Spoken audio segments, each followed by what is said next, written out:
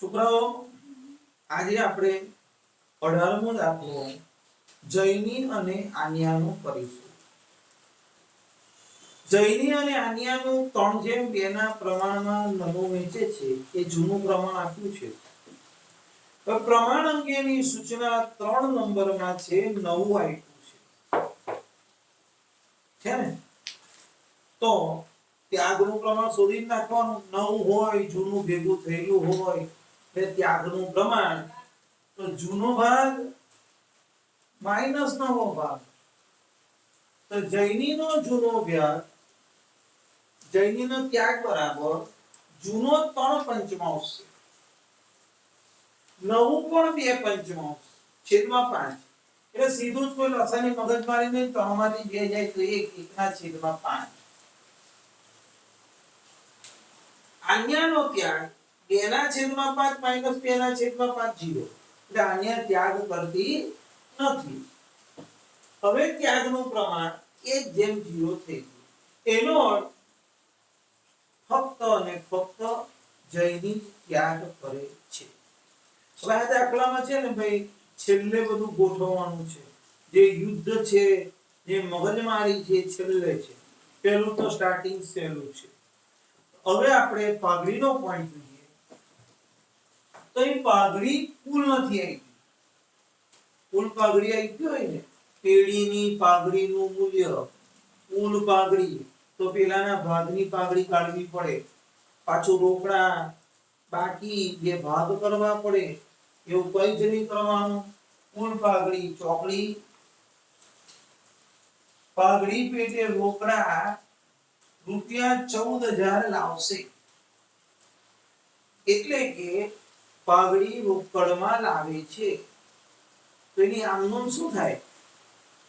રોકડ ખાતે ઉધાર 14,000 કે પાઘડીના પ્રીમિયમ ખાતે 14,000. બરાબર. અને પછી પાઘડી વેચી દઈએ તો પાઘડી પ્રીમિયમ ખાતે ઉધાર 14,000 કે જૈનીના મૂડી ખાતે. આસ્થા ન લખો તોય ચાલે, પણ મેં નિયમ મુજબ લખી દીધું કે આસ્થાના મૂડી ખાતે 0. કેમ ભાઈ? કારણ કે ત્યાગનું પ્રમાણ 1:0 છે. તો બધો ત્યાગ કોણ કરે છે? તો બધો ત્યાગ જૈની કરે છે. તો પાઘડી પણ કોને મળે? જૈની. બીજું છોકરાઓ, આ દાખલામાં એવા કોઈ બહુ લાંબા મુદ્દા નથી. ઝાલખા અનામતની જરૂર નથી. મુદ્દો આગળ આવી જાય છે. બરાબર છે. એટલે હવે આપણે ખાના પાણીનો દાખલો શરૂ કરીએ. બરાબર. છોકરાઓ, બીજા ભાગની અંદર પુનઃ મૂલ્યાંકન ખાતું. દરેક દાખલામાં તો નીચે મૂડી ખાતા આવતા હતા. આ દાખલામાં મારે ગણતરી પાછળથી કરવાની છે. એટલે અહીંયા રોકડ ખાતું લઈ લીધું છે, અહીંયા મૂડી ખાતા લીધા છે. જોઈ લે. અને પાકો સરવાઈ. ખાલી રોકડ ખાતું અહીંયા લખ્યું છે. તમે તમારી રીતે ક્રમમાં મૂડી ખાતું પછી રોકડ ખાતું. અને રોકડ ખાતું અહીંયા લખો તો એવું ખોટું ગણાય નહીં. હવે જૈનીની મૂડી દેવાથી આપણે દાખલો શરૂ કરીએ. એટલે અહીંયા બાકી આગળ લાવ્યા, શરૂની મૂડી લખી. સામાન્ય અનામત 3:2 ના પ્રમાણમાં ભાગીદારોને વેચી દીધું. તો 5,040 અને 33,60 જૂના જ આવે હમણાં તો. હવે રોકાણ અનામત. રોકાણ અનામત શું છે? તો કોઈ નફો છે. પણ હવે એક નિયમ કીધેલો કે અનામતની સામે જો ખોટ જાય તો પછી માઈનસ કરવી. એટલે રોકાણ અનામત કરતા પહેલા રોકાણનો પોઈન્ટ કરી નાખવો સારો. બરાબર છે. તો રોકાણો ક્યાં છે? મિલકત લેણા બાજુ છે. જો 63,000. તો અહીંયા થોડી જગ્યા છોડીને ત્રીજા નંબર પર રોકાણો છે. એટલે ઉપર 2 ને 2 4. તો આ રોકાણો 63,000 છે. હવે હવાલો એવું કહે છે કે રોકાણોની કિંમત 68,950. 68,950 તો બહાર ગયા. તો છોકરાઓ, અહીંયા રકમ વધી ગઈ. ફાયદો થયો, નુકસાન નથી થતું. અને ફાયદો થાય એટલે પુનઃ મૂલ્યાંકનમાં જમા રોકાણો ખાતે 5950. તો હવે છોકરાઓ આપણે આ રોકાણ અનામત ભાગીદારોને વેચી નાખીએ. તો બે ભાગીદારોને વેચીએ તો 2520 અને 1680 તમારા રોકાણ અનામત જૂના પ્રમાણમાં ભાગીદારોને વેચાઈ ગયું. બરાબર છે. ચાલો હવે છોકરાઓ કારીગર, નફાભાગ ભંડોળ અને લેણદારો એ બંને પર કોઈ હવાલો નથી એટલે બે અહીંયા બેઠા લખી દો.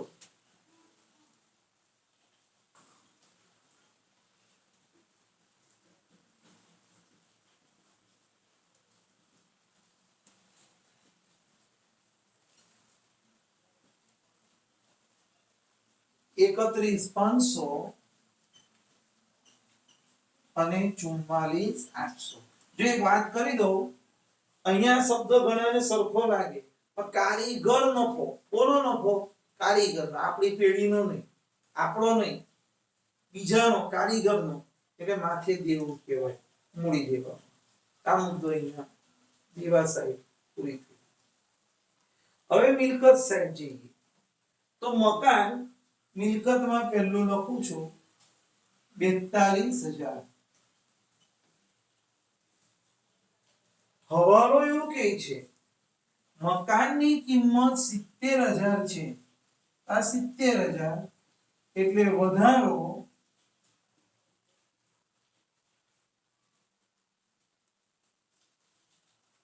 18,000. એટલે મકાનમાં 18,000 નો વધારો થયો અને મકાનની કિંમત વધે એટલે ફાયદો થયો. મકાન 18,000. સર 28,000. સોરી ભાઈ, અહીંયા સુધારજો, 28,000. તો તમારે મકાનમાં વધારો થયો એટલે ફાયદો થયો જમાસાય. ચાલો હવે યંત્રોમાં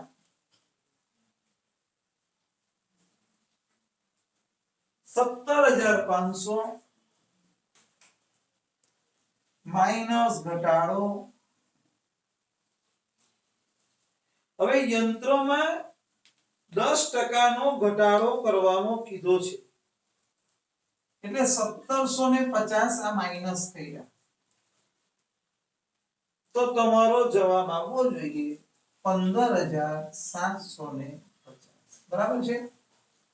તો હવે આ યંત્રમાં ઘટાડો થયો તો શું થયું? ફાયદો કે નુકસાન? તો યંત્ર ઘટે એટલે નુકસાન. ઉધાર બાજુ વંચાઈ ના બાજુ 1750. હવે છોકરાઓ મકાન પતી ગયું, યંત્ર પતી ગયું, રોકાણ પતી ગયું. હવે દેવાદાર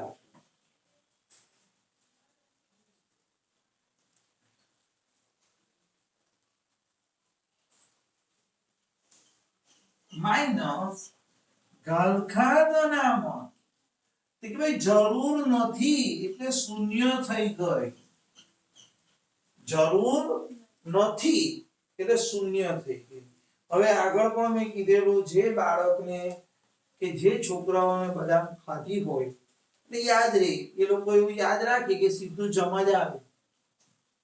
ઘરઘાત અનામત જરૂર નથી તો જમા. પણ કેવી રીતે આવે? તો જો નિયમ આ રીતે આવે. આ ઘરઘાત અનામત પહેલા નવી લખીએ. નવી કેટલી છે? શૂન્ય.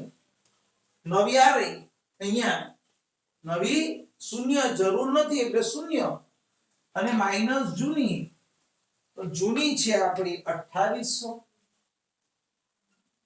તો માઈનસ 2800 આવે એટલે એને આ સામે લઈ ગયા.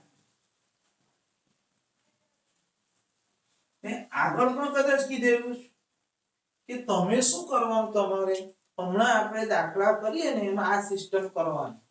અને બોર્ડની એક્ઝામમાં કે સ્કૂલની એક્ઝામમાં પર ટાઈમ ઓછો હોય આપણને, ત્યારે એને પ્રેક્ટિસ કરી જ હોય એટલે યાદ રહી જશે કે ગલખાત અનામત જરૂર નથી તો ડાયરેક્ટ જમા લખવાનું.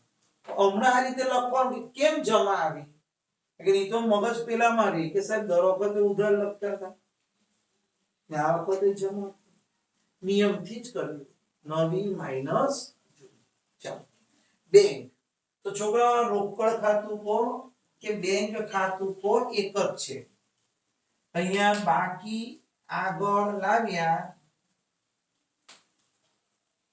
39,200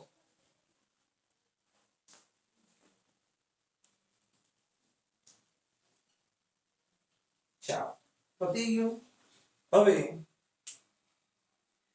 પ્રિયંકા પાઘડી પેટે 14,000 રોકડા લાવે ત્યાં દાખલામાં મુદ્દો સહેલો છે આમનમ કરી નાખી છે તો પતાવી દઈએ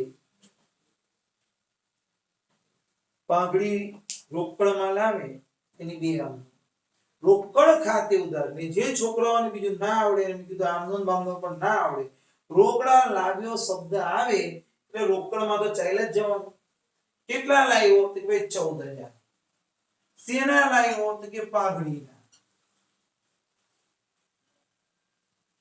અને ખતવણી પણ આ રીતે થઈ ને રોકડ ખાતે ઉધાર આ ઉધાર તે પાઘડીના પ્રીમિયમ ખાતે જમા એ ખાતું બને હવે પાઘડીના પ્રીમિયમ ખાતે ઉધાર તે જૈનીના મૂડી ખાતે જમા ખાલી જૈની કારણ કે આન્ય ત્યાગ કરતી નથી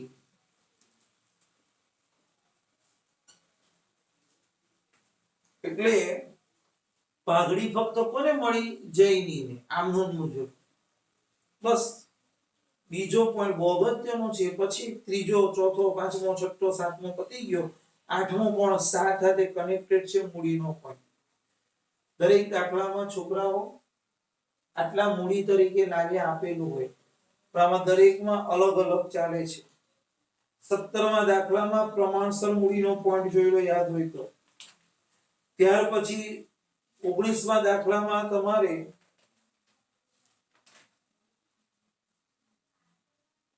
ચોખ્ખી મિલકતનો પોઈન્ટ આવ્યો ને 20મા દાખલામાં મૂડી આપેલી હતી એટલે 17 18 ને 19 ત્રણ દાખલા છોકરાઓ મૂડી અંગેના કહેવાય બરાબર છે ચાલો હવે આ મૂડી કુલ મૂડી શબ્દ આવ્યો એટલે છેલ્લું ઓપરેશન એટલે પહેલા આપણે નફો ખોટ શોધી નાખવાનો છે આ બાજુનો સરવાળો તમારો આવશે 36,750 એમાંથી આ બાદ કરો તો તમારો 35,000 નફો આવશે નફો તો જૂના પ્રમાણમાં જ વેચાય કયા પ્રમાણમાં જૂના પર ઉતાવળમાં પેલે એકદમ 0 કરી નાખે તો 35,000 ને 2/1 માં વેચીએ સોરી કયો પ્રમાણે 3/2 તો 21,000 અને 14,000 અને આ નફો મૂડી ખાતામાં જમા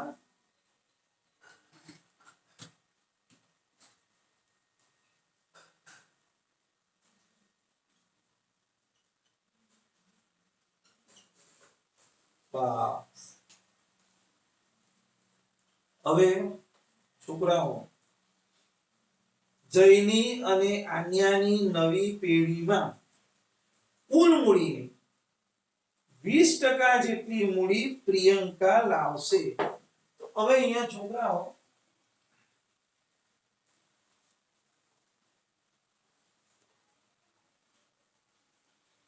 પહેલા તો આપણે જૈની ને આન્યાની નવી પેઢીમાં કુલ મૂડી ખાલી કુલ મૂડી શબ્દ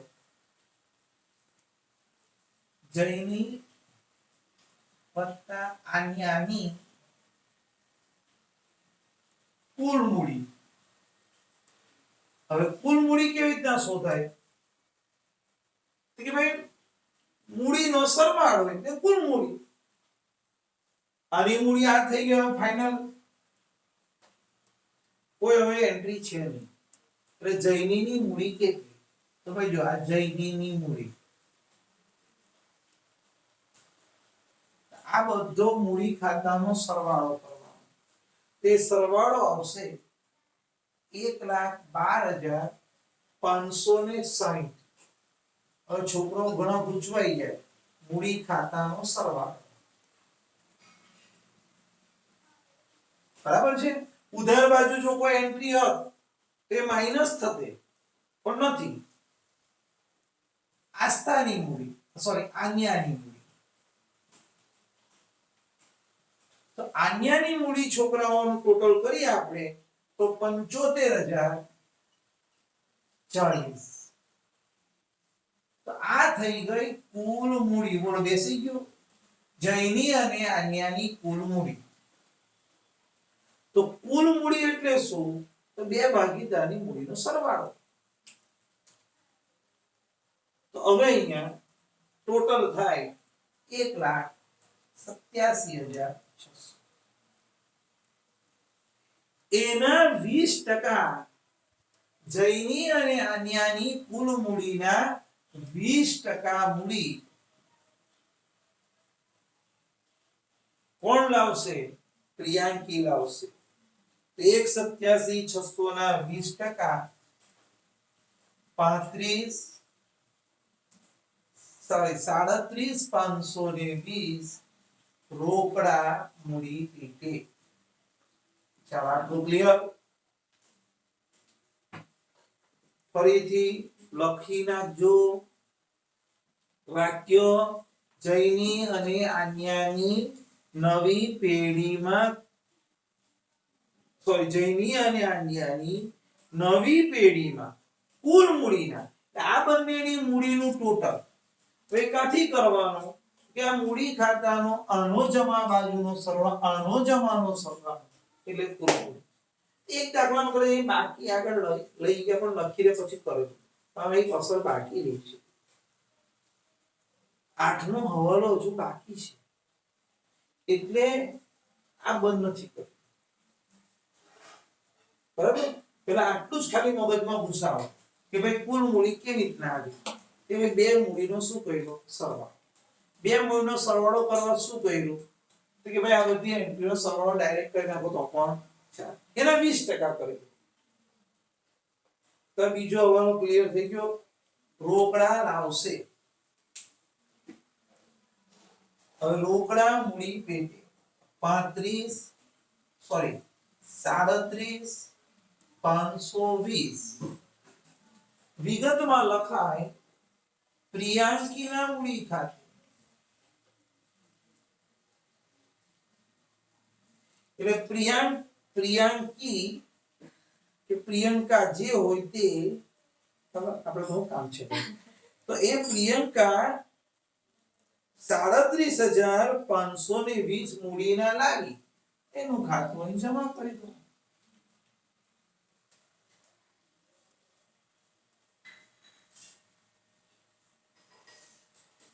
ચાલો આટલું બધાનું ક્લિયર. બરાબર? હવે આમાં ના સમજ પડે બે વાર જોવાનું. ક્લાસ તો છે ને કે પ્રશ્ન નહીં ભૂસાઈ ગયું. આ છે કોઈ પ્રશ્ન નથી. કુલ મૂડી એટલે મૂડીનો સરવાળો કરો, એના 20% કરી દો એટલી મૂડી થઈ ગઈ. હવે છેલ્લો પોઈન્ટ 8. જયની અને આન્યા નવી પેઢીમાં તેમની મૂડી સંબંધિત નવા પ્રમાણમાં રાખશે. જો આગલા દાખલામાં કેવું હતું, એક દાખલો 20 માં એવો આવશે કે પાયાની ગણીને અન્ય ભાગીદારો મૂડી લાવશે. એ શબ્દ જુઓ. હવે આમાં નવી પેઢીમાં કુલ મૂડી, હવે કુલ મૂડી તો તમને ખબર પડી ગઈ. બરાબર? હવે આપણે હવાલો કરીએ. હવાલા નંબર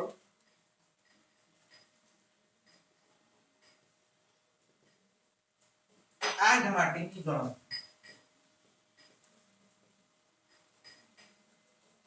હવે તમે પાછું લખવાની જરૂર નથી, તો મારી પાસે બોર્ડ પર છે એટલે મેં લખી રાખ્યું કે આ જ કુલ મૂડી થઈ ગઈ. હવે જયની અને આન્યાની કુલ મૂડી પેલી એટલે શું છે, પેલો પ્રિયંકા આવી ને એને પૂછી લીધેલું કે તમારા બેની થઈને મૂડી કેટલી? કે 1,87,600. ઓકે. હવે હટપટ નહીં કરવાની છે કે ના નહીં કરવાની, આટલા રાખવાના છે કે રાખવાના. ધંધામાં તમારા બેના આટલા તો જોઈશે જ. એક કાંઈ કીધું પકડાવીને તો જૈનીને આન્યાએ કીધું અમે બે ગમે તે કરીશું, એકબીજા સાથે સેટિંગ કરીશું, પણ પેઢીમાં 1,87,600 તો અમારા વતી પડેલા જ રહેશે. ખ્યાલ આવે છે? એટલે આટલા તો રાખવાના કુલ મૂડી. પણ એક કુલ મૂડી ખરી ને, જો આ કુલ મૂડીમાં આના હતા 1,12,560 અને આના છે 75,040, બરાબર? તો પછી બંને જણીઓ પ્રિયંકા તો એનું કહીને બેસી ગઈ. હવે જૈની ને આજ્ઞા હું કે પેલી પેટમાં દુખતું જૈની ને, બરાબર, કે સરી મારોય નફામાં બે ભાગ, નવું નફા નુકસાનનું પ્રમાણ જુઓ કે મારો નફામાં બે ભાગ, તો મારા 1,12,560 અને તારાય નફામાં બે ભાગ. કે હા, કે તારા તો ખાલી 75,040 જ છે. મગજમાં જાય. પેલી પ્રિયંકાનો સાઈડ પર બેહી ગઈ શરત કરીને કે અલિયો તમે બે જણા ખબરદાર, આમાંથી 1 રૂપિયો ઓછો થયો તો બસ, એને તો આટલું જ કીધું, મને આટલા મૂડી પેટે દેખાવા જોઈએ તમારા બે જણા. કેમ ખબર? કારણ કે એના આધારે 20% લાગી છે.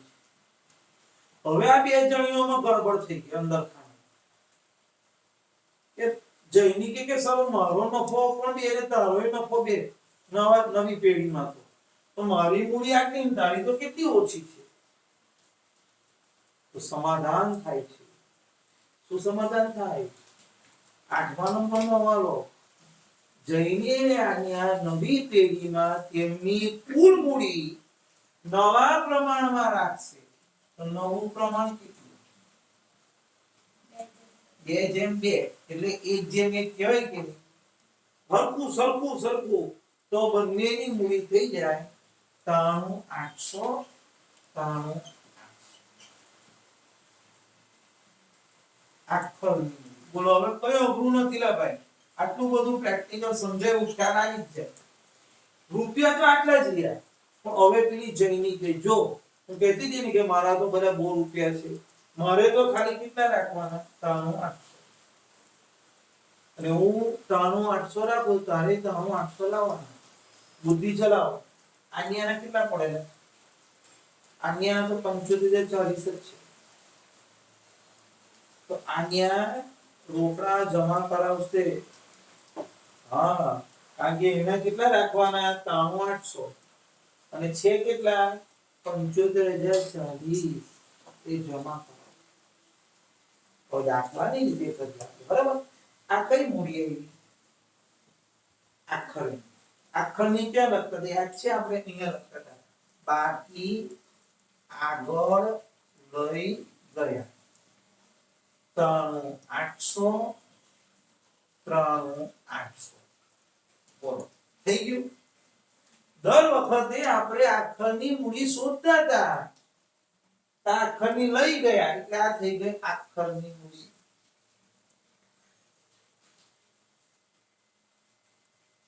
હવે પેલી જૈની કહે કે મારા તો બધા બહુ રૂપિયા જમા પડ્યા છે ને રાખવાના છે ખાલી 93,800.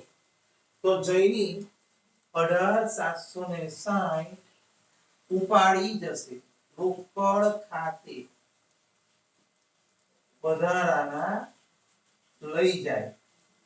તમારે લખવામાં દે તો તમે યાદ રહે, એટલે વધારાના લઈ જાય. અને લેનાર છે ને માટે જૈનીને ઉધાર કર્યું. જૈનીને કેટલા પડેલા? 1,12,560. એને રાખવાના કેટલા? 93,800. તો સ્વાભાવિક છે કે વધારાના રૂપિયા લઈ જાય છે. તો પેઢીમાંથી રૂપિયા જાય તો જમા, અહીં ઉધાર, તો અહીં જમા જૈનીના મૂડી. હવે પેલી આન્યાને બોલાવો ને કીધું કે અલી જો તારા ખાલી 75,040 જ જમા છે અને તારે રાખવાના છે 93,800, બરાબર? તાર રોકડા લાવવા પડે. તમે ઘણા તો સાહેબ એવું તો ડાયરેક્ટ અમે કીધા સમજ પડે. તો તમે જુઓ, ઉધાર બાજુનો સરવાળો વધારે છે. કઈ બાજુનો? ઉધાર. તો જમા ખૂટે છે, તેના જમામાં 18,760 જ ખૂટ્યું છે.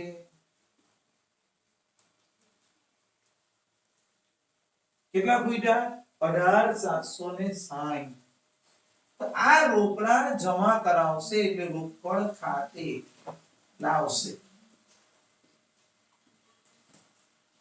સમજ પડી?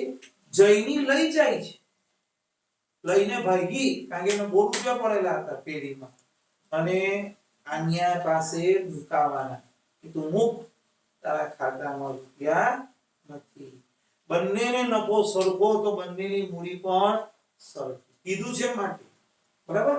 ચાલો હવે છોકરાઓ દાખલો પૂરો થાય છે, ખાતા બંધ કરીએ. હા સોરી, હવે આ આન્યામાં જમા એટલે અહીંયા ઉધાર 18,760 કયા ખાતે? આન્યાના ખાતે. બસ હવે દાખલો પૂરો થાય, ખાતા બંધ કરીએ છોકરાઓ.